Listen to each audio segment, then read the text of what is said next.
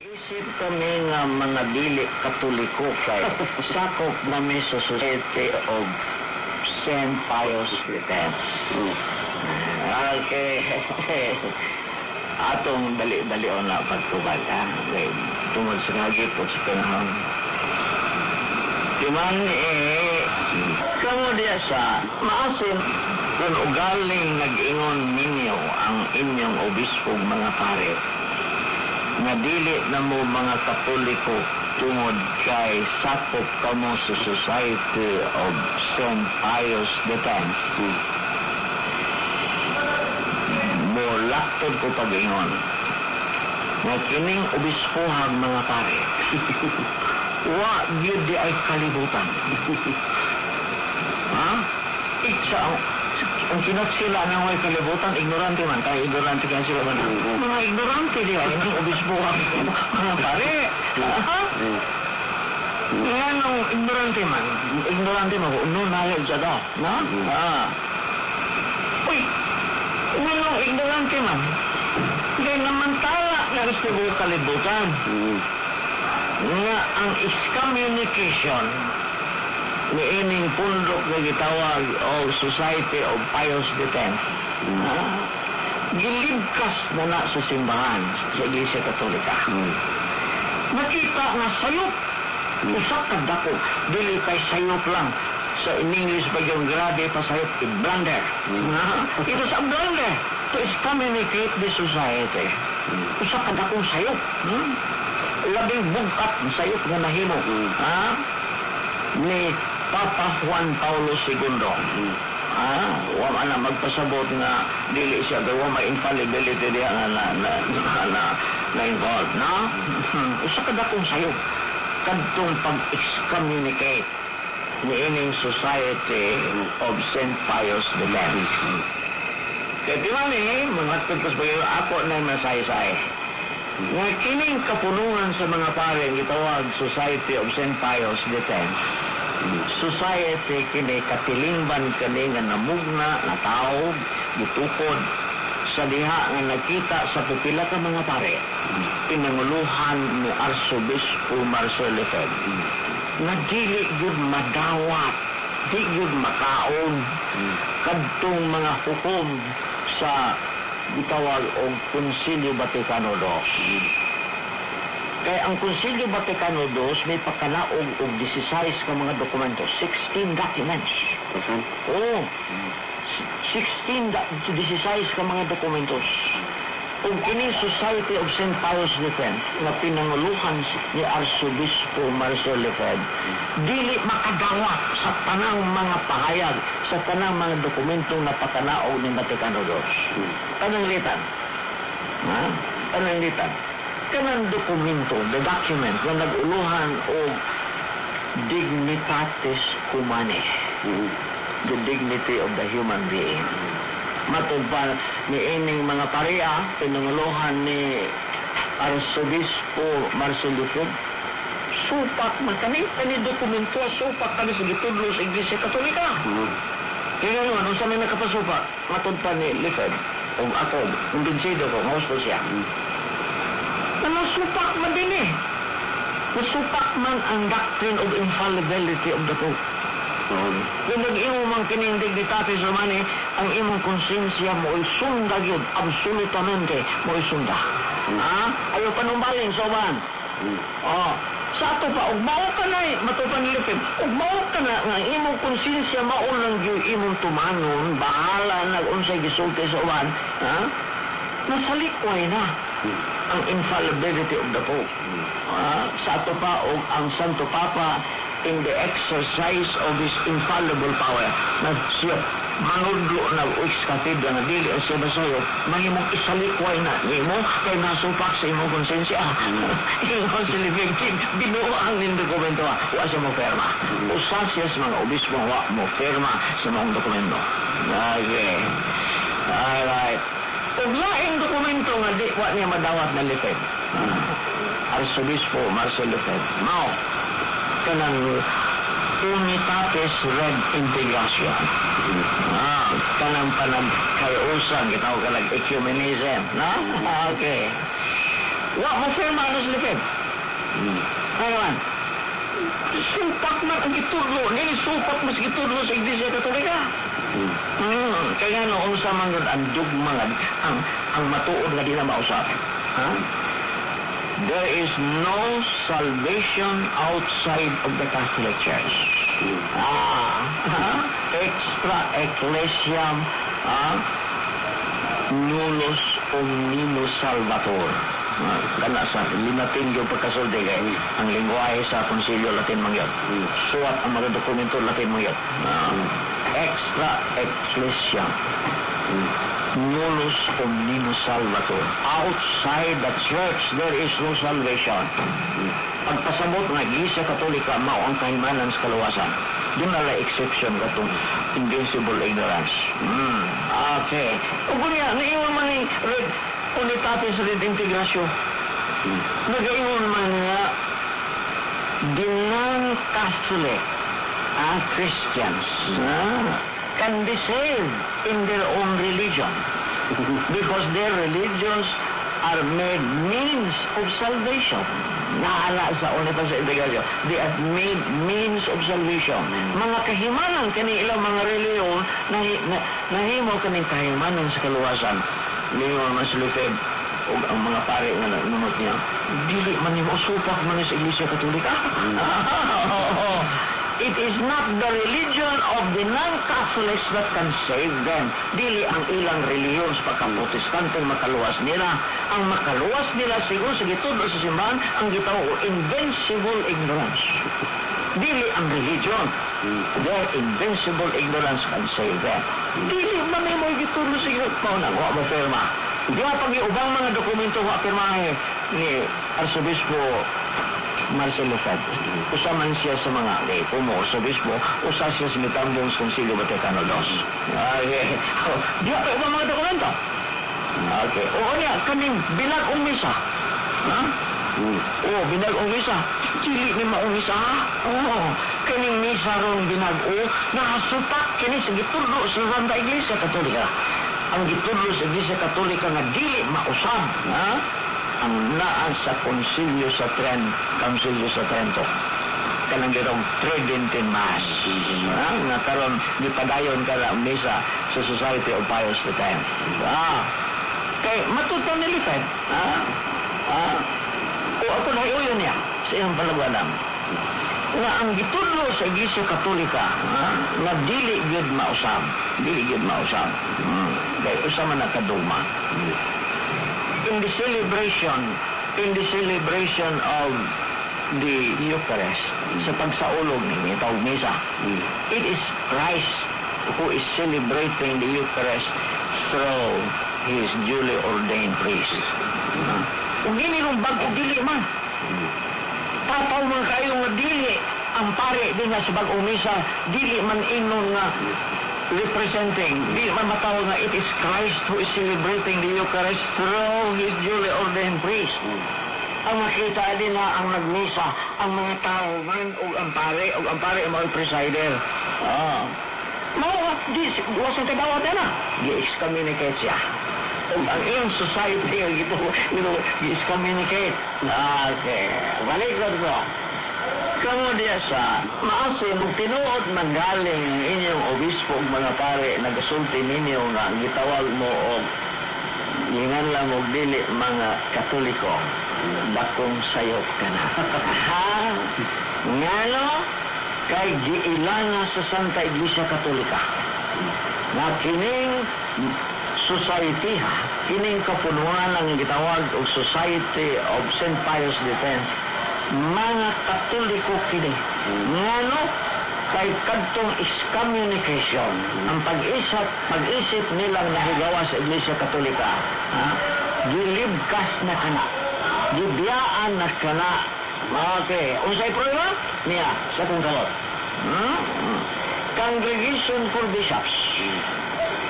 Okay, pahayag sa Iglesia Katolika kaniadto sa Enero 21 tuig, kantuya, isin to siya. Nagipirmahan ni Cardinal Giovanni Battista nga mao kini hepe sa Congregation for Bishops, iyang gipahayag resibo sa mando sa sugo ni Papa Pio Benedicto XVI. Okay. Bato lang basahon ang katapusan. Timani, sultihin na inyong obispong mga pare. Sa katapusang parafo, the last paragraph, meaning decree remitting the excommunication latis sententia of the bishops of the Society of St. Pius X, the last paragraph. Yan. On the basis of the powers expressly granted to me by the Holy Father Benedict XVI, by virtue of the present decree, nilong surua, I remit the penalty of excommunication latis sententiae incurred by Bishops Bernard Vele, Bernard Tessier de Marais, Richard Williamson, Alfonso de Gareth, and declared by this congregation on June 1, 1988. At the same time, niining pagdeklarar na ko, sinugo ko si Papa, I declare, akong ipahayag, that as of today's date, meaning pizza, kung sa pizza, Enero 21, 2009, I declare that of this today's date, the decree issued at that time, kung samantala, kadtong pag-excommunicate ni Ana, okay, so kayo, ni amang akong ni aman din ang decree kopya na ko nga pag-excommunicate ni Ana sa July 1, 1988 mo to. July 1, 1988. July 1, 1988 excommunicate. Pero pagka January 21, 2009 ito iga. Niya na po. At the same time, I declare that as of today's date, January 21, 2009, the decree issued at that time, July 1, 1988, no longer has juridical effect. Sultihin ang inyong obispo mga pare din. Sabot mag-in-English. Unsa pong sa simbahan pinali, meaning Congregation for Bishops, I declare that as of today's date, meaning Pitsaha, Enero 21, 2009, the decree issued at that time, ang dekrito kung ang sugo ng naluwatan ni Anang panahuna. Ang saan panahuna? July 1, 1988. Ang adlaw sa pag-excommunicate. Ang say po, I declare that as today's date, the decree issued at that time, July 1, 1988, no longer has juridical effect. Wala na epekto. Tapos ang tanan. Ligkas na. Ligkas na. Nga naman ang inyong obispo mga pare din. Hindi kasabot sa English. Klaro po na. A simple high school graduate can readily understand that all the effects of this communication are lifted, are erased, obliterated. Matapas na ang mga epekto ng itong excommunication. Sa ato pagkagtong pag-excommunicate, sayop. Sayop si Papa Juan II. He was wrong. There was no reason for excommunicating. Excommunicator ni mo nga ang gihimo ni Arsobispo Tining Marcel Lefebvre ang pagpabilin. Ang pagpabilin nga matinumanon sa gitudlo sa Santa Iglesia nga dili punan, dili bukaan. Balik ko ang pagkamatinumanon nga magpabilin, nga magtungtuman sa gitudlo sa Santa Iglesia Katolika nga way pagpuno, way pagbuha. Nga is-communicate. Ang bilago, bagong misa, bagong teolohiya. Mautoy ang is-communicator. Mautoy schism, klaro. Mautoy separation, klaro. Mauman akong broganan. Ako ramay nagtagaw ka wala sa radyo. Sugod sa tuig 2000. Wala tigay na itong minato. O niya, doon niya ang tagaw taon na ko. Buwa to, sa'yo to is communication. Doon na yung gipasugo din sige ka seminaryo. Sa Carlos. Tani, nag-iwan si Padre, hiritek mo ka. Alam hiritek ka, nisimang kanang hirisi, nisimang man na. Nisimang sa gitudlo sa simbahan. So, sa hiritek, ni ang mga dokumento na ako. Nga ang kanang Tridentine Mass, kanang Misa Tridentida, that is the Mass for all times. Nag-ingon pagali ang Santo Papa niini nga ang pare nga dili mo misa sa Tridentine Mass isipon nga excommunicated. Sila mo excommunicated ang mga parehang dili mo. 2000 ka to. Pagka 2001, sige gatong ko. Dito ko sa planeta ba? 2002, 2003, 2004, 2005. Sige kung makmakala, 2006. Ha? Pagka 2007, July 7, 2007, gipatalaog ni Papa Gregorio, Papa Benedicto XVI. Ang pagkaibaw sa tubog kalibutan nga kanang Misa Tridentina, wa ka na mapapas, padayunon ka na, kay maunay misa sa tanang panahon, maunay misa sukad pas panahon sa mga apostol, dili sama na yung bagong misa na dili, wa ka ni magagikan sa mga apostol, gikan ka ni sa mga modernist, kanang tigpabago. Balikon ko, ang siya po, balikon. Misahon, magmisa og Tridentine Mass. Okay. O kining nakaingon ko tanawa, ang akong gisigaw sukad 2000, gusto di ako niya gingon lang ko og heretic.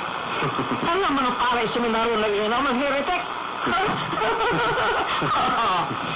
Okay. Wala tagayan ng pamilya. Wala sa tagayan na. Oo niya, dili, ang nindot niya na, nag-ingon kanang dokumentong ilusan sa Papa, gitawa ko nagsukurong pontifiko.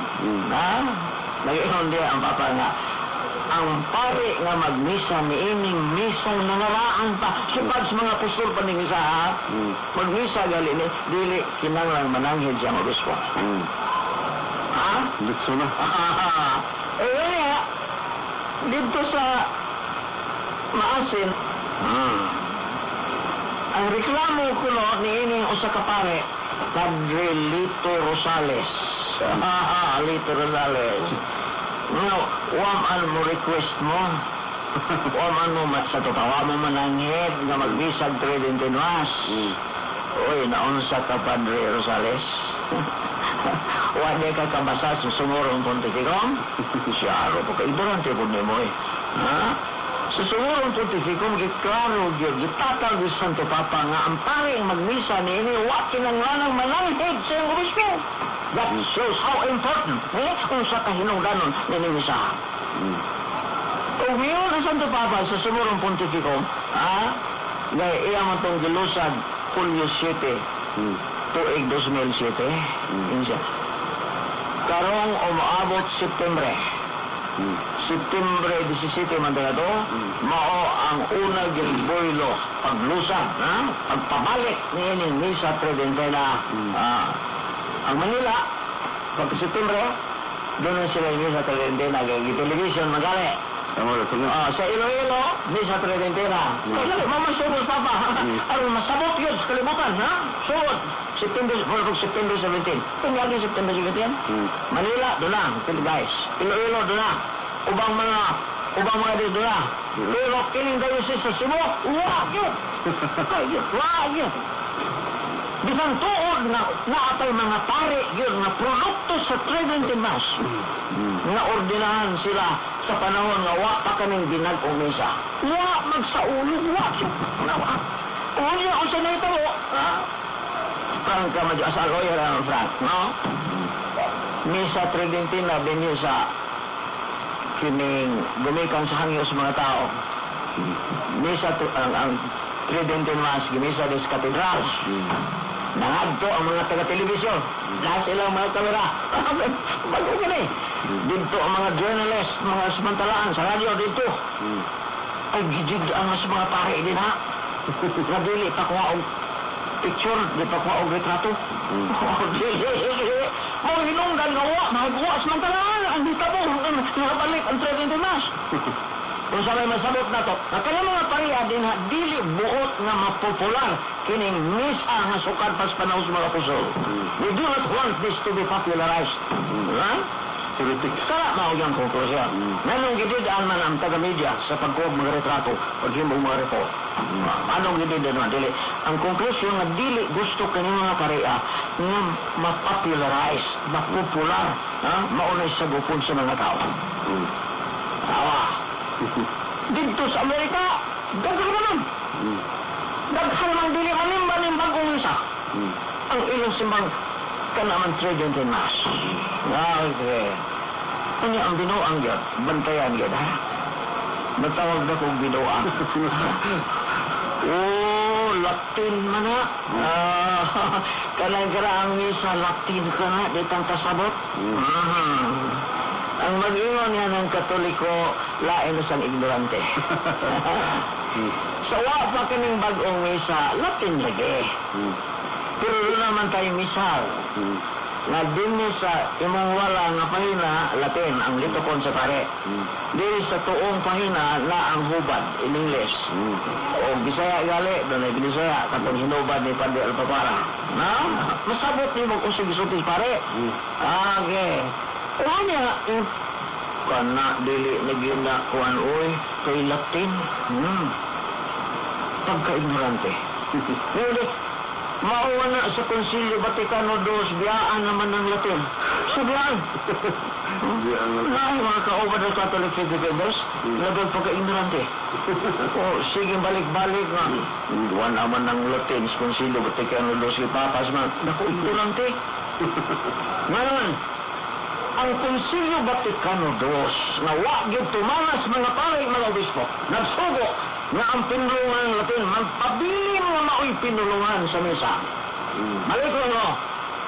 Kanang pag-ingon nga ang Konsilyo Vaticano II, mao'y katarungan nga di papas ang Latin, ang mag-ingon niya ng pare, obispo, o bisag sa Katoliko, ignorante. Ngayon, kaya ang Konsilyo Vaticano II, nagsugo nga ang pinulungan gawion sa misa, Latin. Asa man, prueba na.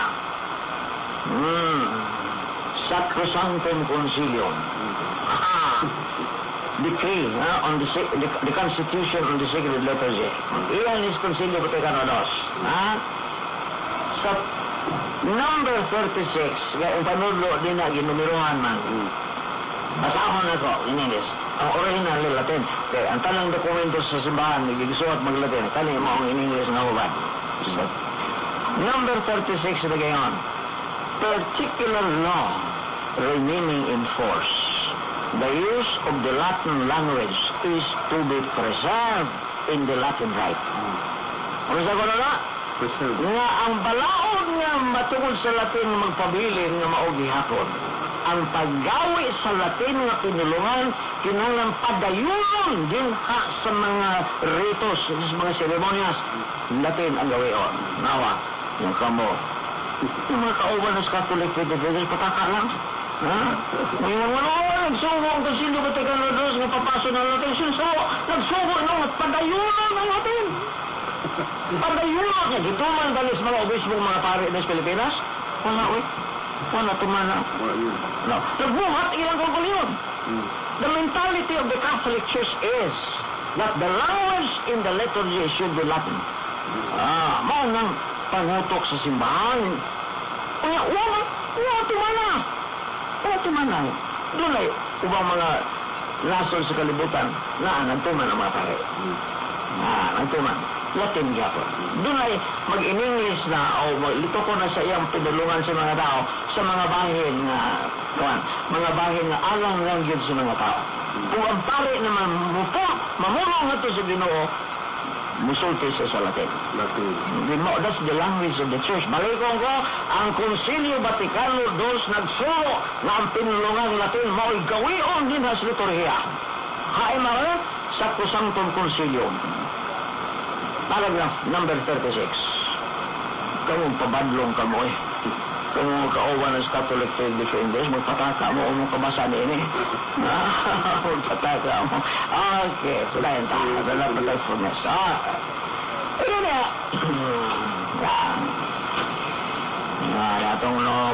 atong plano baspagkuan. Alright. Padre Lito Rosales, pagkapon da padre, ha? Pagtuon. You are making yourself shameful. Hindi mo na mong kagalingon nga maulaw. Magaling ba? Gaklaro ng mga dokumento. Alright.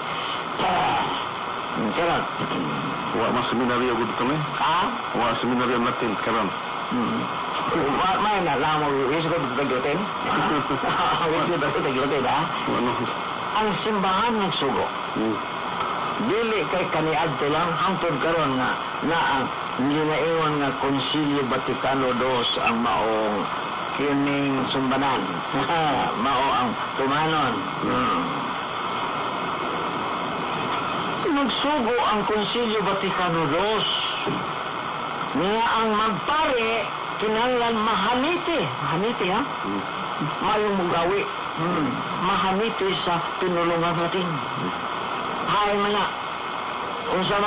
Unsa mang sugo, unsa mang dikrituhan sa Konsilyo Vaticano II nga nagaingon nga mga pare, umabot nga pare, kinahanglan mahaniti, mantigo sa Latin. Naana sa dekretong Optatam Notitius. Decree on Priestly Training. Basahon ako dali kitos panahon. Sa paragraph 13 ini nagayon, moreover, ang mga seminarista, they are to acquire a knowledge of Latin, which them to understand and make use of the sources of many sciences and of the documents of the Church. Kinahanglan ang magpare, maantigo dito sa Latin, maunang dakong kagawian sa pinulungang Latin. Kalawa, yung sa mga panabi sa mga seminarista gali, wala lang ka ng Latin, wala na tuloy kayo. Di pare nga insik, ako ikasulti, nangutan ako, nagtuon ba mo sa Latin? Sino? We did not study Latin. Nunot kini, ang kong seminaryo yung di siya magawa, minunot ni binuang nga iyong kanang Latin biyaan na.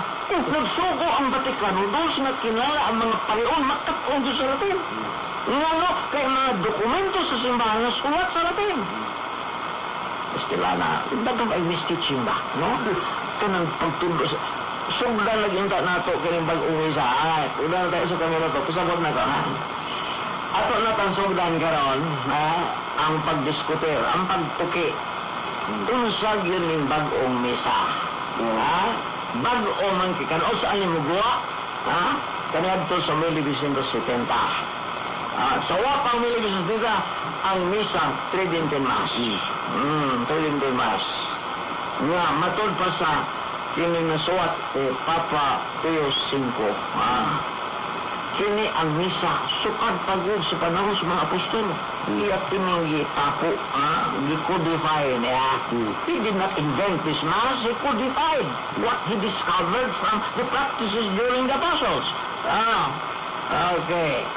Pero niya, ato tagsug ng garo, wala tayo panahon, usan lang kami nung mabilin. Apanti, kining atong diskutihon, dito nung atong discussion, mao kini ang findings, mao kini ang kaplag sa duha ka mga kardinal o kuyog nila ang mga obispo sa Roma, ang mga teologo sa Roma. Kinsa kini mga kardinal nga nakakaplag nga kini misa gitgid mao si Cardinal Ottaviani, Cardinal Base. Nahatag na nako ninyo ang source. Pati ka ang website, ha? Balikon ko, ang mensaheng gipasabot sa duha ka kardinal o mga teologo sa Roma. Mao nga kining misaha, dili kini mao. Falso kining misaha. Kanang makita nimo. Kung tinuod manggaling, maklaro na yun na dili ni tinuod nga misaha, kamong naminaw Katoliko. Manimba mo, maisip kamong wa makasimba. Maisip na wa makasimba. If this mass really is invalid, then it can be said you have not fulfilled your Sunday obligation. Dahil invalido, kung invalido gal ining misaha, sigun sa napahayag ng duha ka kardinal o sa mga teologo, kung tinuod yun nga invalido kining misaha, kamong nanimba, why merito, why nakuha ninyo sa misa nga invalido man ka na. Kapag subdan ka, tinuoran naging pagtuwi, sunod Domingo. Dagang salamat sa iyong pagpatalingog sa ngalan sa DOISP Tatak RNNN, sa ngalan sa atong manager, Kumpanyero Rafael Banyo, sa ngalan sa akong kauban din nagpahiyong ganunay, si Engineer Judah Flores. Dagang salamat sa iyong pagpatalingog. Sunod Domingo, mag-abot kita agad, sinagis kami. More isa Marcelo, usa ka university professor, abogado ug doktoro sa edukasyon, si Marcelo M. Bacalso.